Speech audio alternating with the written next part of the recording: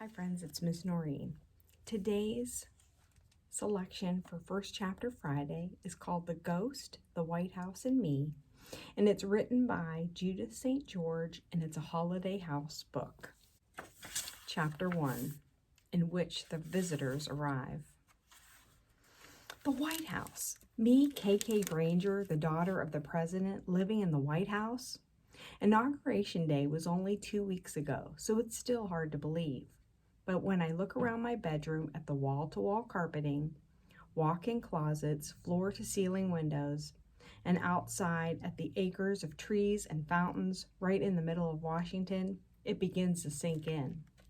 To tell the truth, I feel like I've moved into a museum that I'll never call home. I miss our old house with its creaky floors and whistling radiators, the big old kitchen where I tried out recipes from a cookbook for kids, and the library window seat where I could close the draperies around me and no one would know where I was or what I was doing. What I was doing was writing. I'm a secret writer. I graduated from diaries in 3rd grade to plays, and from plays to mysteries. Now that I'm in 6th grade, I'm starting a mystery set in the Rocky Mountains.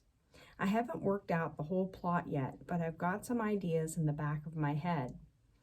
It helps to keep what I'm doing a secret so I don't feel any pressure to hurry up and finish the way I do with homework. It's hard to keep anything a secret around here. Everyone, especially my Secret Service agent, Tom, knows where I am from morning till night. And today my sister Annie and I are having a perfectly good Saturday ruined. I was going to work on my mystery, and Annie wanted to go ice skating with a friend.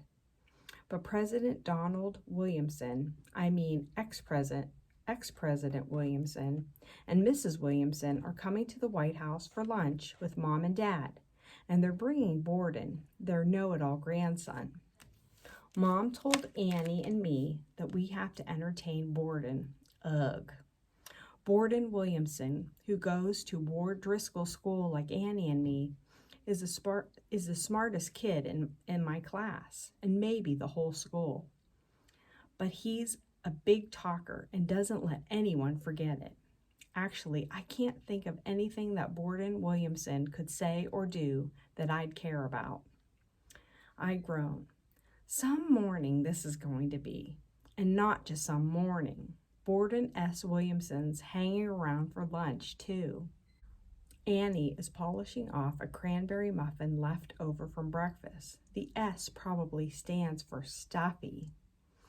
Annie's 2 years younger than me, but I have to admit she's smarter and always ready with a comeback.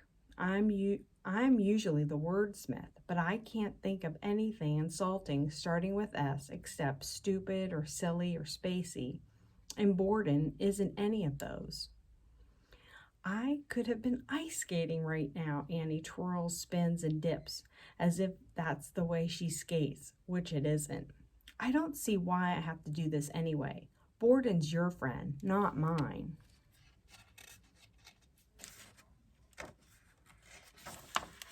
I snort. My friend? Oh yeah, I forgot. Borden and I are best friends. Annie finishes her muffin and wipes her mouth with the back of her hand. You said it, not me.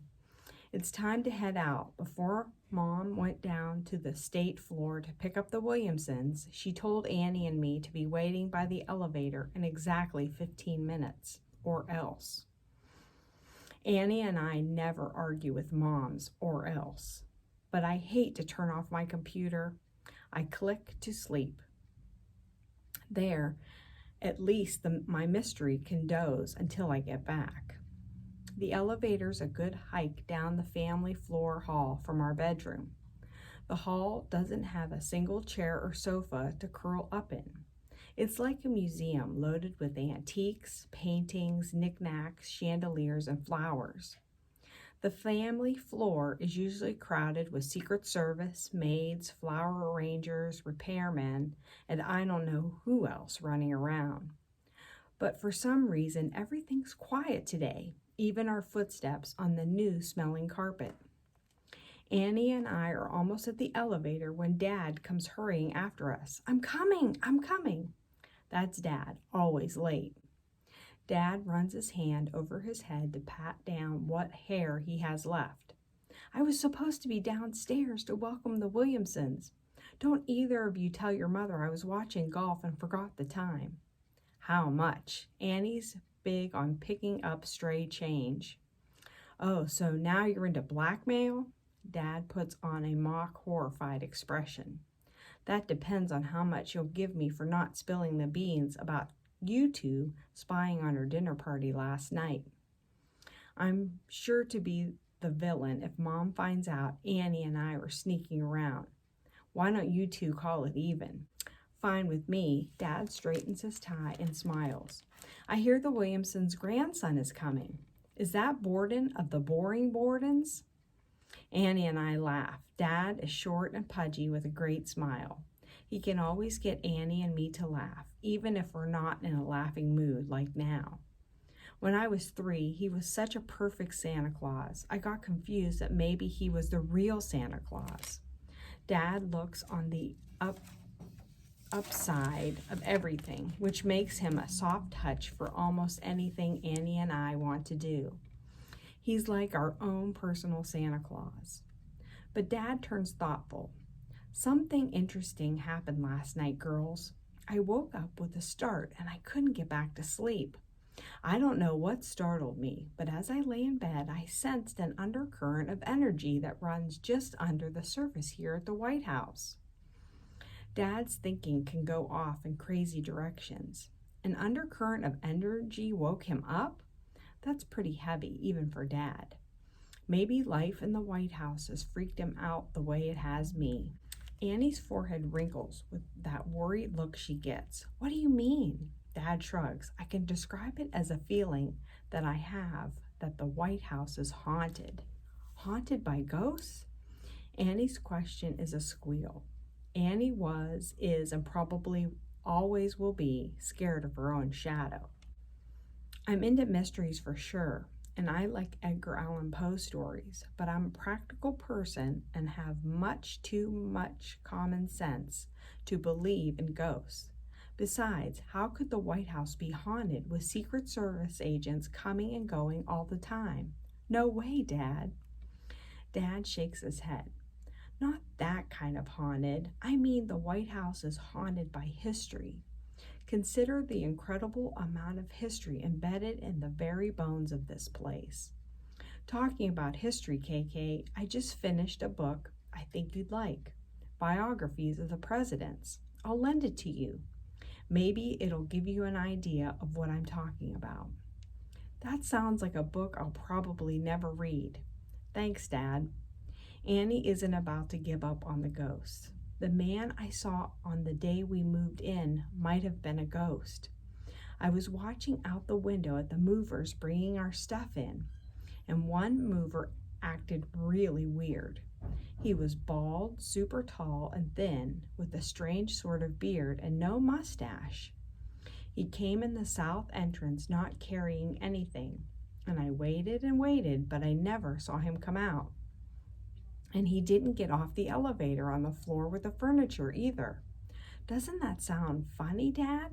The White House is more than 200 years old. Why wouldn't ghosts hang out here? The question is for Dad, but I answer, because there's no such thing as ghosts, that's why.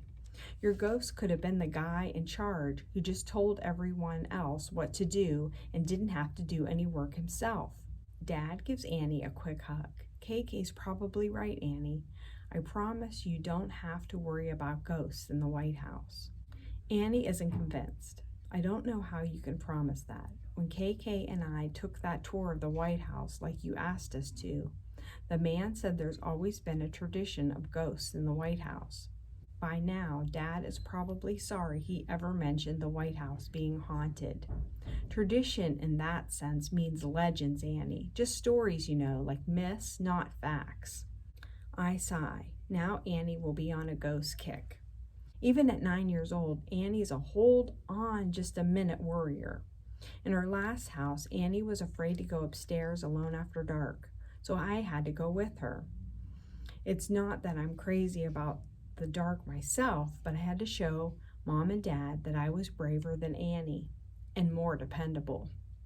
Before Annie can start in again, we're interrupted by the sound of the elevator humming up to the family floor. The door slides open and Mom steps out, followed by the Williamsons, Borden and Caitlin, and one of Mom's Secret Service agents. Mom frowns at Dad, but he pretends not to notice as he shakes hands all around. President Williamson, Mrs. Williamson, so good to see you. And Borden, welcome. Mom takes over. President Williamson, I think you know our daughters, Catherine and Anne. Girls, President and Mrs. Williamson, and I'm sure you know Borden from school. I've met President Williamson before, and I certainly know Borden. As I shake hands with the Williamson, Borden pulls out a handkerchief, not even a Kleenex, and cleans his glasses. I know it's to save the two of us the ordeal of having to shake hands, though no handshake suits me fine. Mrs. Williamson gives Annie and me a sugary smile. If I didn't know any better, I think you two Granger girls were twins. She seems pleased with herself, as if she were the 100th person to tell us that. Annie and I both have brown eyes, blondish, brownish, straight hair, and ears that stick out a little too much. We're almost the same height, except that Annie is taller, which makes me crazy. I'm short and skinny for 11, while Annie is really tall for 9. Mom calls her sturdy, a word that makes Annie crazy, but then Mom has always told it like it is. We're different in just about every other way, too. Annie avoids trying anything new. Not me. I'm an organizer and more gung-ho, charge ahead. That's why I like working on a mystery plot, step by step and clue by clue, why Annie would never read anything that might be scary like a mystery. Sometimes Annie and I go at it, but mostly we get along, and I love her as my baby sister. Knowing how we hate to be taken for twins, Dad comes to our rescue. KK's named Catherine for my mother, who's petite. Annie's named Anne for Margaret's mother and has the same Brooks family height. As a baby, Annie called Catherine KK, and she's been KK ever since. I'm KK to just about everyone but Mom and my teachers. Mom called me KK until I was about 6, and then she started calling me Catherine. When I turned 13, I plan to drop KK forever, though I'm not sure what I like better. Someone told me that years ago a president's son was known as John John, and I don't want to suffer the same little kid double name fate for life. Mom cuts off the family history talk. We'll be in the East Sitting Hall, girls. The ping pong table is set up for you in the 3rd floor solarium. Harris will bring you soft drinks. Just tell him what you want. Madam President, Suzanne, Mom's personal secretary, appears from out of nowhere with her red notebook, like she's been doing ever since she started working for Mom 3 years ago. Could you please sign these letters, ma'am? I can see Mom is annoyed, though she tries to hide it. She signs the letter and Suzanne disappears as silently as she appeared. I apologize for the interruption, Donald. That should have been taken care of earlier. No apologies necessary. Don't forget, Madam President, we may come from different political parties, but I know all too well that home and office are one and the same. President Williamson emphasizes the Madam President. Madam President, the title surprises me every time I hear it. Of course, Borden has to step in with his opinion. Having your own movie theater, tennis courts, and 2 swimming pools isn't anything to sneeze at. And you can thank Grandy for having the indoor pool built. But what I like best is ordering any food you want, like Chef Tony's Devil's Food Cake. I'm tempted to point out that by the looks of him, Borden must have eaten his way through his grandfather's entire 4-year term. But I know Mom would kill me. Besides, Dad and Annie are both big into eating and think it's a first-class perk, too. There are probably other perks, but I'd rather be back at our old house and old neighborhood where Annie and I could just come and go. Dad says our family is about to have the all-time adventure of our lives. Mom says that adventures are all well and good, but Annie and my top priority is school. No one likes the thought of adventure more than me, but Dad's haunted by history White House doesn't make it. As for Annie imagining she saw a ghost, that doesn't make it either. All in all, I can't believe any kind of adventure is waiting for me in this huge, white, open to the public museum. So you can find out more about KK's story in The Ghost, the White House, and Me, and whether or not the White House is haunted. Thanks for joining me today.